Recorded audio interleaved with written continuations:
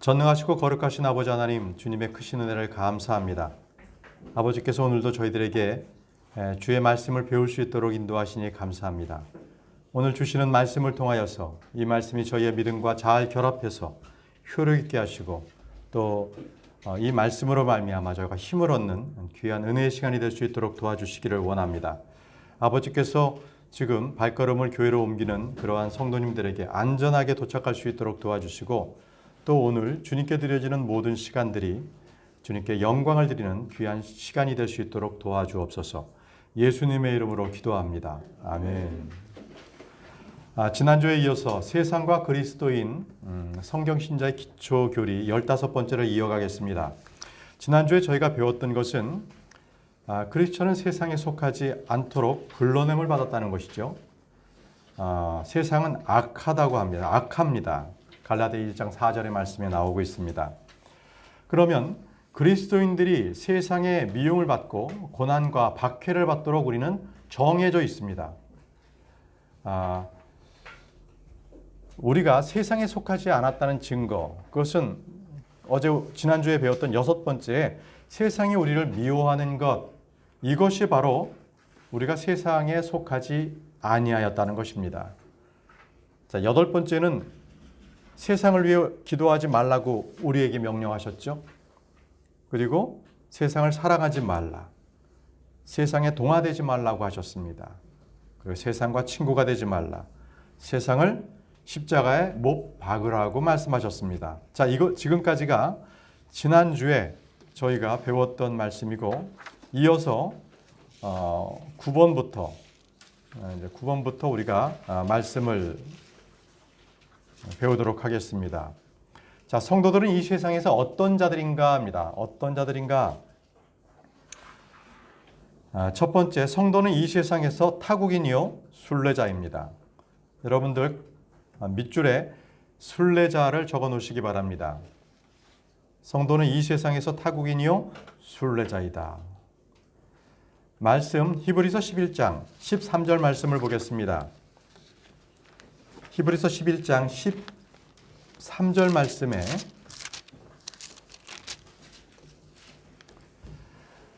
이들은 다 믿음 안에서 죽었으며 약속한 것들을 받지 못하였을 때 멀리서 그것들을 보고 확신하며 끌어안았고 또 땅에서는 자기들이 나그네요 순례자라고 고백하였으니. 자, 믿음의 선진들은 이 땅에서는 나그네요 순례자라고 고백하였습니다. 우리가 나그네요 순례자인 것은 분명한 돌아갈 목적지가 있다는 것입니다. 저 하늘의 본향이 저희의 가야 할 최종 저희의 집입니다. 그러면 불신자는 어떻습니까? 그들은 목적지가 없이 이 땅에서 살고 있습니다.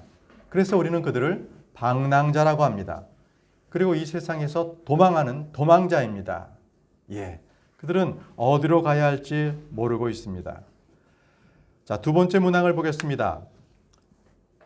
성도들의 집은 말씀드렸던 하늘에 있습니다. 하늘에 있으며 우리의 생활권은 바로 저 하늘에 있습니다. 자, 둘째 하늘을 적어 놓으시고요. 말씀 에베소서 2장 6절 말씀 보겠습니다.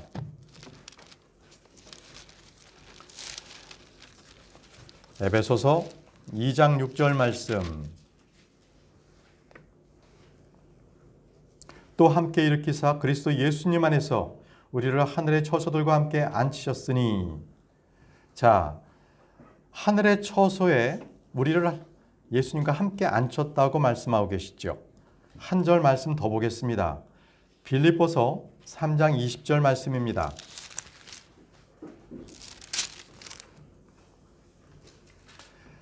우리의 생활 방식은 하늘에 있으며 거기로부터 또한 우리가 구원자 주 예수 그리스도를 기다리노니.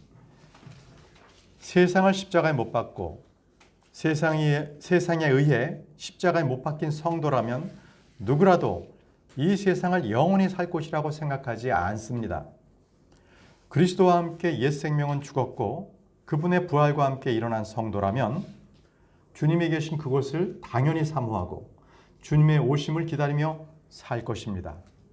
자, 이것은 특별한 신앙의 표현이 아닙니다. 이것은 구원받은 성도라면 누구나 자연스러운 생활 태도에서 나옵니다.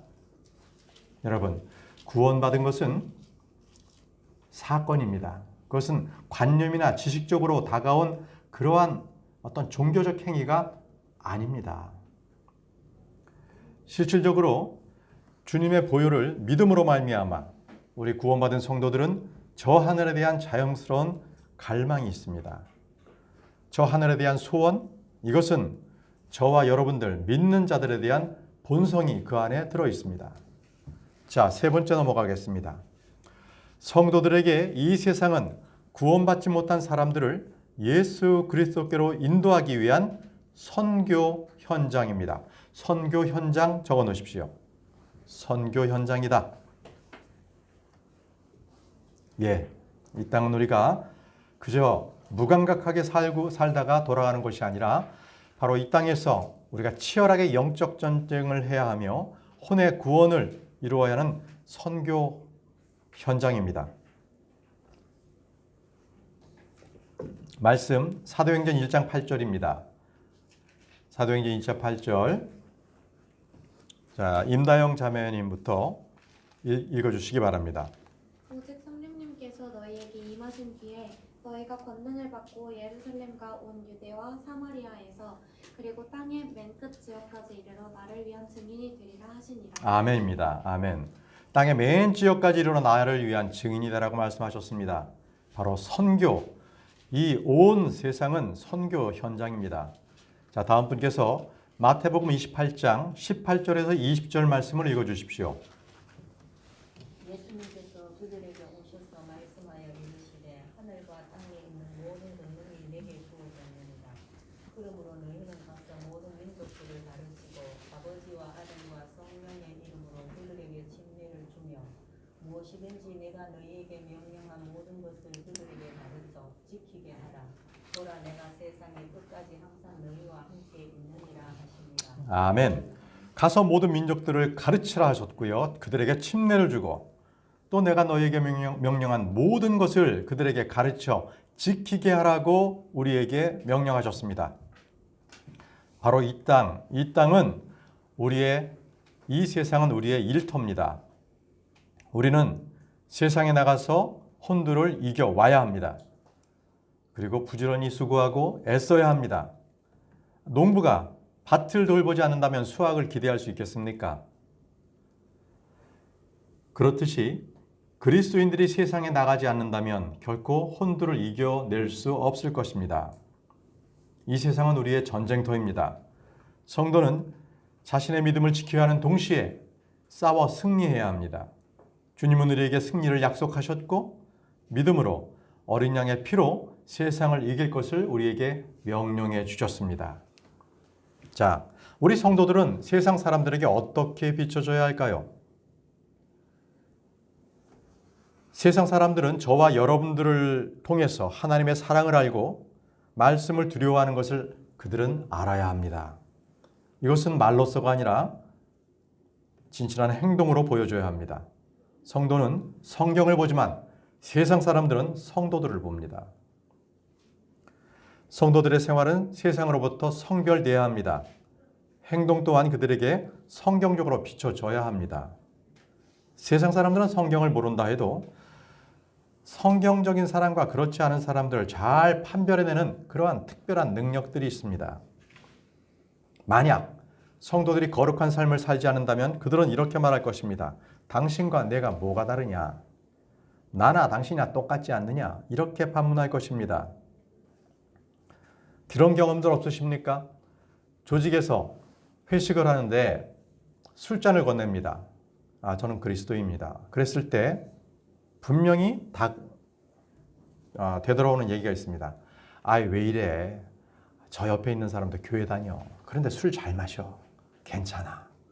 그런데 이 말에 꼬임에서 넘어가면 어떻게 되겠습니까? 그는 뒤돌아서 역시 교회 다녀도 똑같아. 바로 이렇습니다. 우리는 거룩해야 합니다. 그들에게 보여줘야 합니다. 성경적인 사람임을 분명하게 보여서 그 보인 모습으로 그리스도를 전해야 하는 것입니다. 자, 그렇다고 해서요, 너무 과도하게 특이하게 자신의 믿음을 드러내지 마십시오. 그걸 보이려고 하다가는 사람들에게 사입이다, 광신자라고 비춰질 수 있습니다. 그것은 역효과입니다. 조용하게, 그리고 참으로 그들의 마음에 온전하게 하나님의 말씀으로 온유하게 그들을 대해야 할 것입니다. 여러분들께서 믿음과 성령으로 충만하신다면, 또 마음 가운데 말씀으로 채워져 있다면 여러분들이 의식하지 않아도 우리에게는 그리스도의 향기를 품어낼 수밖에 없습니다. 성도들은 모든 면에서 정직해야 합니다. 정직해야 합니다. 사람들의 눈이 두려운 것이 아니라 우리는 하나님이 두렵습니다. 하나님께서 우리를 모두 지켜보고 계시기 때문입니다. 자, 다음 분께서 로마서 12장 7절 말씀, 로마서 12장 17절입니다. 17절 말씀을 읽어주시기 바랍니다.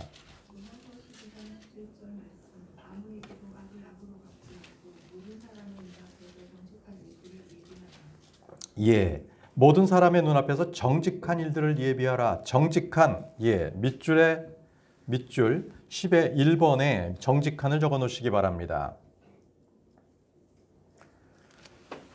자, 다음 분께서 고린도후서 8장 21절 마저 읽어주시기 바랍니다. 고린도후서 8장 21절 말씀입니다. 권영혁 형제님이십니다. 주의 눈앞에서뿐만 아니라 사람들의 눈앞에서도 정직한 일들을 예비하노라. 아멘. 예, 당연히 주의 눈앞에서 당연하고 사람들의 눈앞에서도 정직한 일을 예비하라고 말씀하고 계십니다. 바로 사람들 앞에서 가장 강력하게 비춰지는 것이 바로 정직입니다. 이 세상은 속고 속이는 시대입니다. 정직은 다른 무엇보다도 깊은 감동을 줍니다. 사람들을 달리 보이게 합니다. 오늘날 교회와 그리고 성도들이 세상에서 빛을, 또 소금의 맛을 잃은 이유가 무엇입니까? 그것은 바로 성도들이 거짓하고 정직하지 못하기 때문에 그렇습니다. 순간적인 위기 순간을 모면해 보려고 거짓말을 하는 것이죠. 그런데 그 거짓말은 금방 들통납니다. 그러면 그는 신뢰를 저버리게 되는 것이죠. 사람들이 같은 세상 사람들에게 당하는 것은 참지만 교인들에게 당하는 것은 참지 못합니다. 교인들의 부정직, 부도덕, 위선은 사방에서 모든 사람들이 눈을 번뜩이고 쳐다보고 있다는 것을 기억하시기 바랍니다. 성도들은 두 번째입니다. 성도들은 하나님의 은혜의 산 증인으로 보여줘야 합니다. 산 증인, 증인을 적어 놓으시기 바랍니다. 산 증인으로 보여줘야 한다. 증인. 자, 그 다음 분께서 말씀 읽겠습니다. 빌립보서 2장 14절 15절입니다. 모든 일을 불평이나 시비가 없이 할지니 이것은 너희가 흠없고 모해한 자들 곧 구부러지고 삐뚤어진 민족 가운데서 생각받을 것이 없는 하나님의 아들들이 되게 하려 합니다. 그런 민족 가운데서 너희가 세상에서 빛으로 빛나며. 그렇습니다. 모든 일을 불평과 시비가 없게 해야 합니다. 아무 흠이 없이 해야 합니다. 성도가 단지 교회에서 예배만 드리고요, 집에 가서 성경만 읽고 그냥 기도하고 끝난다면 아마 세상살이 그렇게 어렵지 않을 것입니다. 그러나 성도는 살아가는 동안에 그 몸에서 하나님의 말씀이 선포되어야 합니다. 거기에 어려움이 있습니다. 우리는 늘 성령으로 충만해야 하는 이유가 거기에 있습니다. 주님의 은혜가 나를 다스리지 않는다면 나는 도저히 다른 사람들과 차별화된, 성별된, 정직한 삶을 살 수가 없기 때문에 그렇습니다. 만약에 의도적으로 보여준다 하더라도 그것은 며칠 못 가고 말 것입니다. 성도들은 모든 면에서 성장해야 합니다. 하나님의 말씀대로 선하고 의롭고 경건하게 사는 것, 이것이 바로 성도들에게 자연스러운 삶의 방식이 되어야 합니다. 그렇지 않는다면 그는 위선자로서 손가락질 받을 것입니다. 자, 결론적으로 여러분들 세 번째입니다. 성도들은 삶에 관한 한 세상 사람들로부터 좋은 평판을 들어야 합니다. 좋은 평판, 굿 레포트지요. 좋은 평판을 들어야 합니다. 그렇다고 해서 사람들의 눈치를 보라는 것이 아닙니다. 내 안에 하나님의 말씀이 온전하게 풍성하게 거하면 우리는 담대하게 하나님의 말씀을 증거할 수 있습니다. 그리고 내 스스로가 정직하고 흠이 없는 생활을 함으로써 좋은 평판을 만들어 낼 수 있습니다. 세상은 하나님을 믿는 그리고 성경에 대한 믿음에 대한 모든 것들을 거부하지요. 아주 강한 적개심을 드러낼 것입니다. 특히 자신들이 죄인이라고 지적했을 때 거기에 대한 강한 거부감을 나타내는 것이고, 그들이 죄를 짓자고 했을 때 우리가 동조하지 않을 때, 일치하지 않을 때 그들은 우리를 욕합니다. 바보에게 바보라고 하면 성을 내고요. 도둑에게 도둑놈이다 하면 막 신경질을 냅니다. 죄인에게 죄인이라고 하면 그들은 참지 못합니다. 그렇지만 성도가 세상을 향해서 먼저 시비를 걸거나 불필요한 싸움을 걸 필요는 없습니다. 왜요? 우리의 싸움은 혈과 육에 속한 것이 아니기 때문에 그렇습니다. 자, 이제 끝으로 이 세상 사람들에 대한 성경적인 처세술 몇 가지를 말씀드리고자 합니다. 자, 우리는 어떻게 세상에서 우리가 행해야 하는가?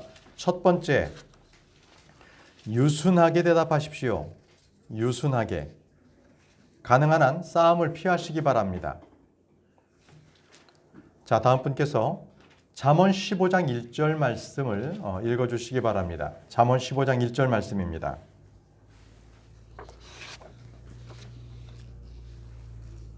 네. 부드러운 대답은 진노를 돌이키거니와 가혹한 말들은 분노를 일으키느니라. 예, 그렇습니다. 부드러운 대답은 진노를 돌이킵니다. 그런데 내 입에서 가혹한 말들이 나가면 도리어 분노를 일으키죠. 예수님은 바리새인, 사두개인들에게는 아주 가혹한 말을 하셨습니다. 그러나 세리들, 창녀들, 연약한 사람들에게는 한없이 따뜻하게 대해주셨습니다. 킹 제임스 성경을 쓰는 형제들 가운데서는 손에는 하나님의 말씀을 들고 말은 엄청나게 매우 가혹적인 사람들이 의외로 많습니다. 복음을 전하는 것인지 시비를 거는 것인지를 알 수 없을 정도고, 그들은 도리어 그렇게 자기가 영적 전투를 했다고 자랑하는 간증을 하기도 합니다. 절대 그래서는 안 됩니다. 사람들에게 시비를 걸어서는 안 되는 것입니다. 그들에게 말씀이 전해져야 되는 것이지 도리어 그것 때문에 마음을 다치게 해서는 안 됩니다. 온유하고 겸손하게 하십시오. 자, 다음 분께서 로마서 12장 18절 말씀 읽어주시기 바랍니다.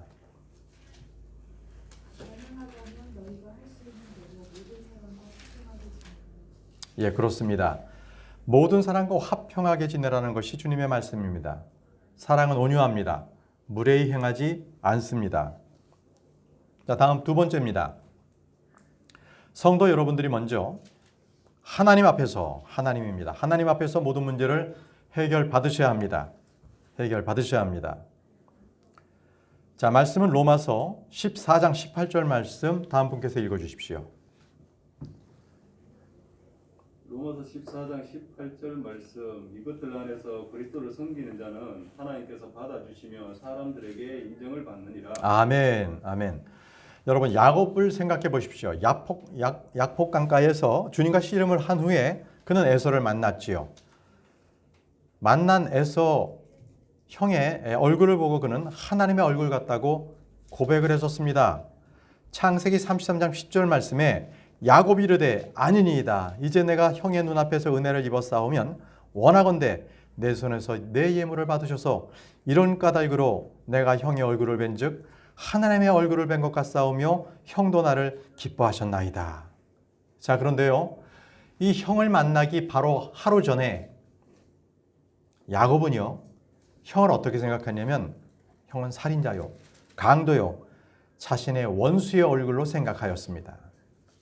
그런데 밤사이에 어떤 일이 있었습니까? 그는 주님과 다투고 싸웠습니다. 결국 그분 앞에 굴복했지요. 그래서 굴복한 결과가 그가 새벽에 쩔뚝거리며 걸었습니다. 이것은 무엇을 말씀하십니까? 그가 육신적으로 낮아지고 자기의 영적 문제를 해결받았다는 것입니다. 하룻밤 만에 변한 것은 형이 아니었습니다. 환경이 아니었습니다. 언제나 세상이나 사람들은 그대로입니다. 변화를 받은 것은 바로 야곱 그 자신이었죠.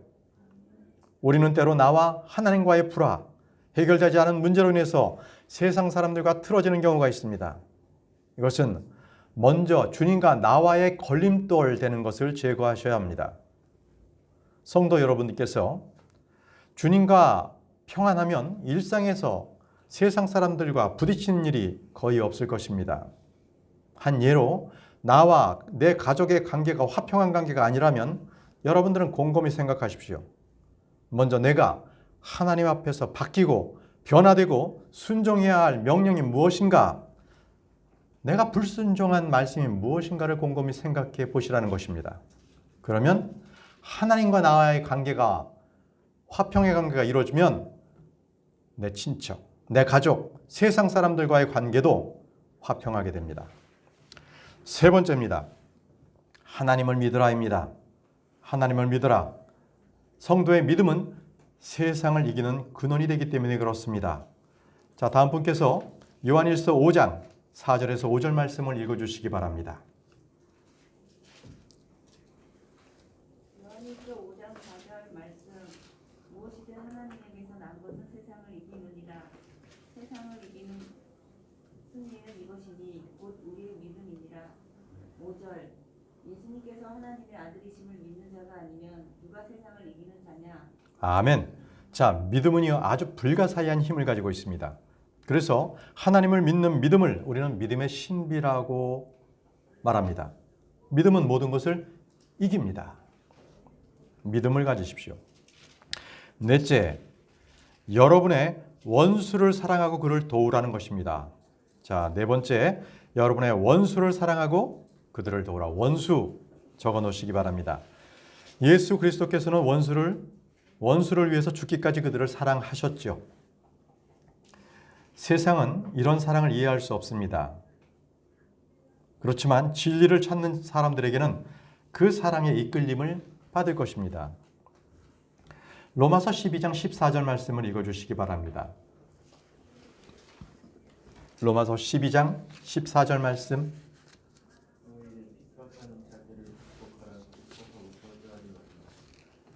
예, 그렇습니다. 너희를 핍박하는 자를 축복하라고 하셨습니다. 저주하지 말라고 하셨습니다. 자, 바로 그 밑에 20절, 21절 말씀을 제가 읽겠습니다.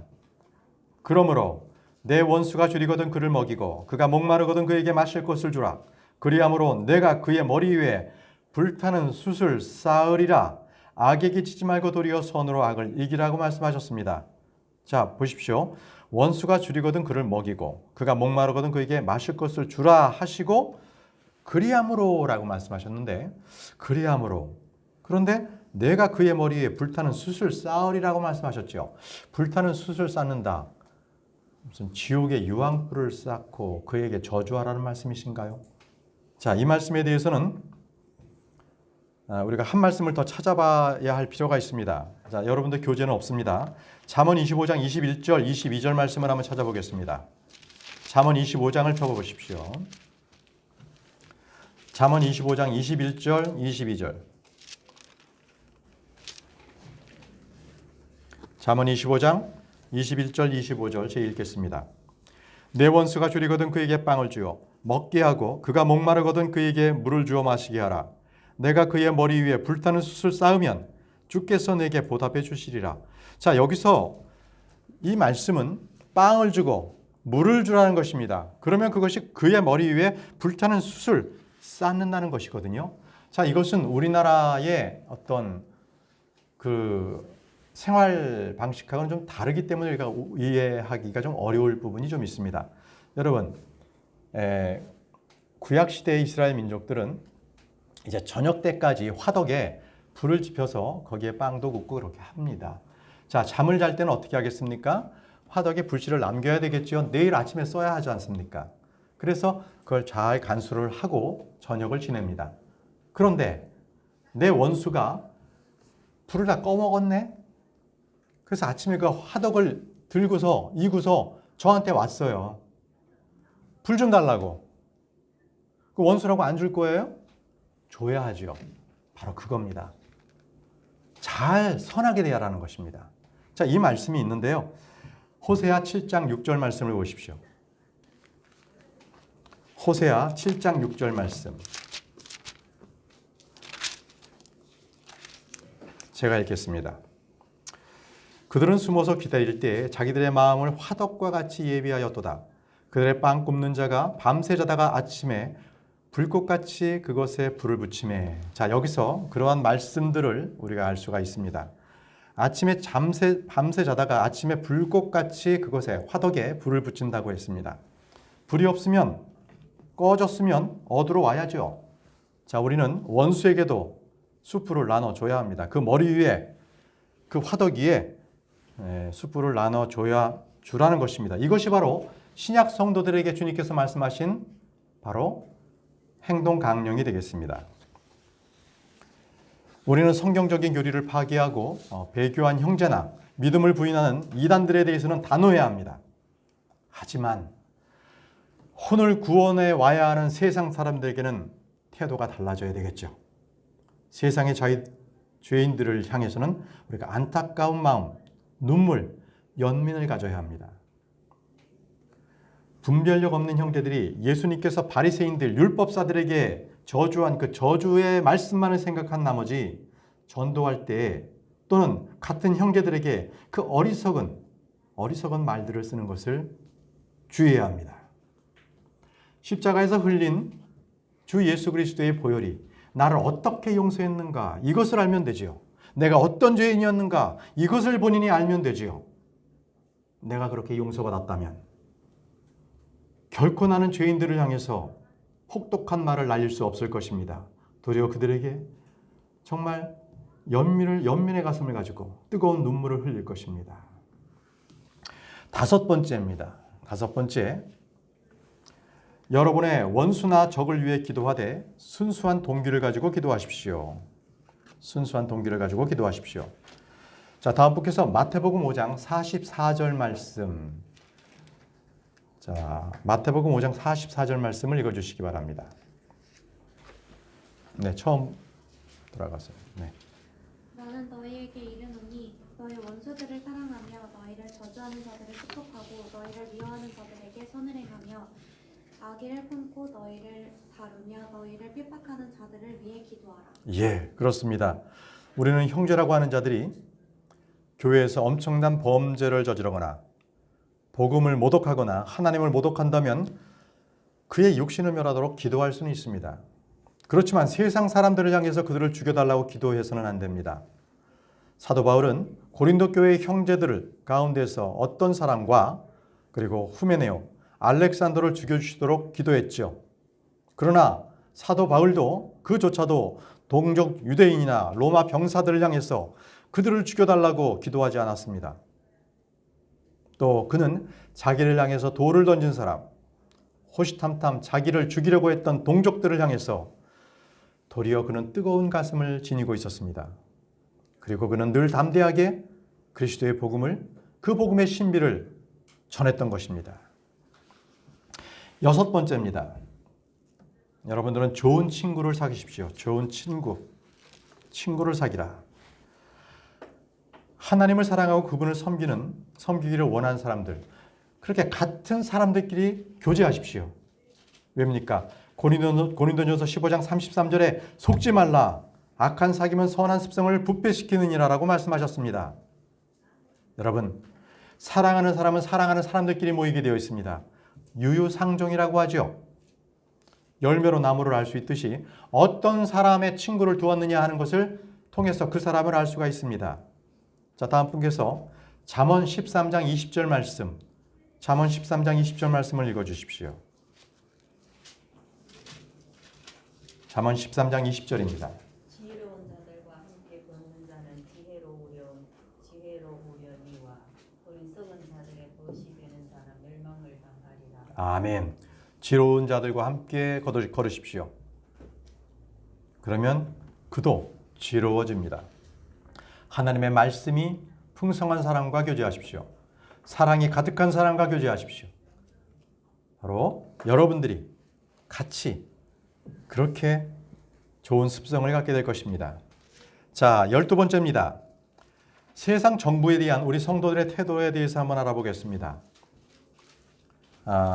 성도들이 세상 그 정치 그리고 어떻게 우리가 이 교회와 정치를 분리해야 하는가 이런 부분들에서 의견들이 참으로 많이 있습니다. 어떤 사람은 세속 정치에 관여하지 말자. 어떤 사람은 무슨 소리냐. 세상 정치에 적극적으로 가담하고 또 대통령 후보도 내야 하고 이렇게 해야 한다고 합니다. 자, 구약은 어땠습니까? 구약은 철저하게 신정 일치국가였습니다. 정치와 그리고 종교가 일치되었죠. 지금의 이슬람 국가가 그렇습니다. 그들의 법전은 종교 경전이 최고입니다. 샤리아법이라고요. 샤리아법.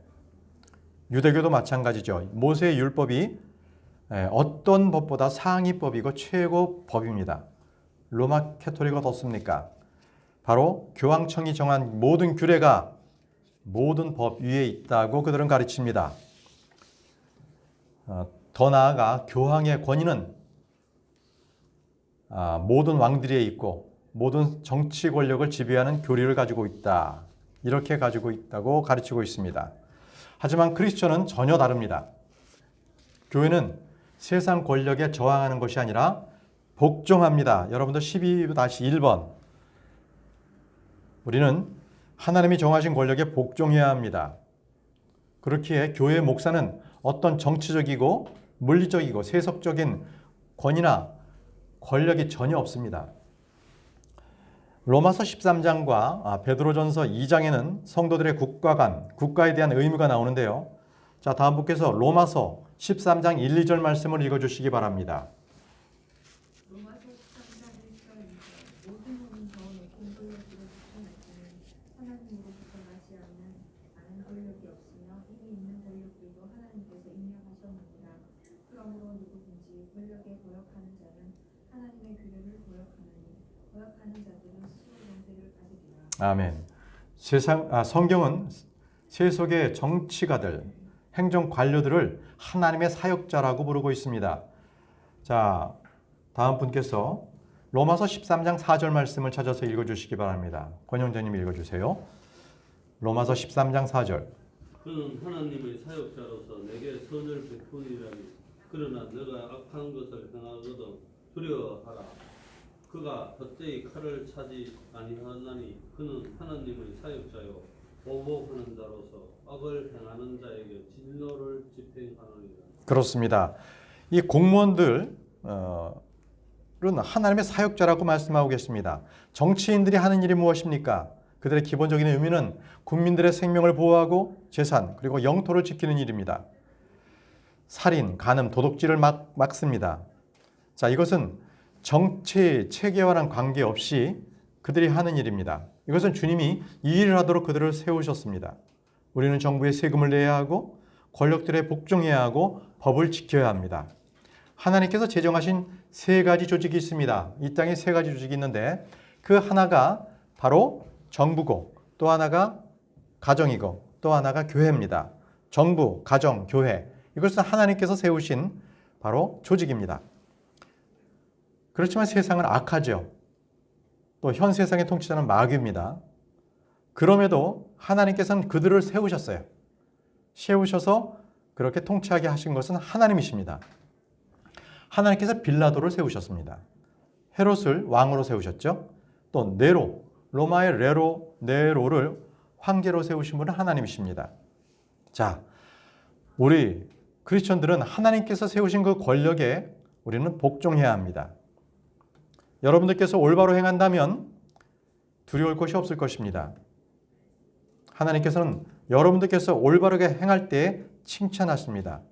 세금을 비롯해서 국가에 대한 모든 의무를 다하시기 바랍니다. 자, 다음은 베드로전서 2장 13절, 14절 말씀을 보겠습니다. 모든 제도에 복종하라고 하시는데요. 먼저 13절 말씀을 보십시오. 주를 위해 사람들의 모든 규례에 복종하되라고 말씀하고 계십니다. 그렇죠? 13절 말씀입니다. 로마서 2장 13절 말씀. 자, 그리고 17절, 19절 말씀은 권세 있는 자들을 존중하되 그들이 악할지라도 그들의 악에 동참하지 말라고 하시는 거예요. 자, 17절 말씀 제가 읽을게요. 모든 사람을 존경하며 형제들을 사랑하고 하나님을 두려워하며 왕을 존경하라. 19절. 사람이 부당한 일을 당하고도 하나님을 의식함으로 고통을 견디면 이것은 감사할 일이나 자, 하나님에 대해서 어떤 모양이든 대항하지 말고 하나님께서 그들을 다루실 것을 기다리시기 바랍니다. 베드로가 이 말씀을 기록했을 때 그 당시는요, 네로 황제가 다스렸던 로마 시대였습니다. 네로는 가장 포악한 왕이었지요. 여러분, 도덕을 법으로 강요할 수 없고 정치적 행위로 인류를 바꿀 수 없음을 명심하시기 바랍니다. 인간은 본성적으로 타락했습니다. 죄인입니다. 개인적으로 안에서부터 밖으로 주 예수 그리스도를 개인적으로 알므로써 그는 변화를 받아야 하는 것입니다. 여러분, 오늘 여러분들에게 이 말씀을 드리는 것은 우리가 세상 정부에 대해서 우리 성도들은 복종해야 합니다. 왜요? 그들을 세우신 것은, 그런 행정관료들 그리고 공무원을 세우신 것은 바로 하나님이시기 때문에 그 하나님의, 우리는 말씀에, 그 명령에 복종해야 합니다. 자, 우리는 그런 의무를 가지고 있는 사람들입니다. 자, 이렇게 해서 우리는 15과 세상과 그리스도인에 대해서 우리가 오늘 마쳤습니다. 우리가 다음 주에는 아주 유익합니다. 다음 주에는 우리가 교회가 아니라 구약시대의 절기에 대해서 우리가 배울 텐데 상당히 유익한 또 시간이 될 것입니다. 자, 기도하겠습니다. 전능하시고 위대하신 아버지 하나님, 오늘도 저희들에게 하나님의 말씀을 들려주시니 감사합니다. 이 말씀을 통하여서 우리가 세상에 나가서 혼돈을 이겨오게 하시고 또 세상의 모든 권력들에 대해서는 우리가 복종할 수 있도록 도와주시기를 원합니다. 저희들에게 세상뿐 아니라 교회에서도 형제들 간에서도 서로 복종할 수 있도록, 순종할 수 있도록 저희들에게 마음을 주시고 언제나 주님께서 명령하신 것은 하나도 땅에 떨어지지 아니하고 우리가 순종할 수 있도록 저희의 믿음을 지켜주시기를 원합니다. 예수님의 이름으로 기도합니다. 아멘.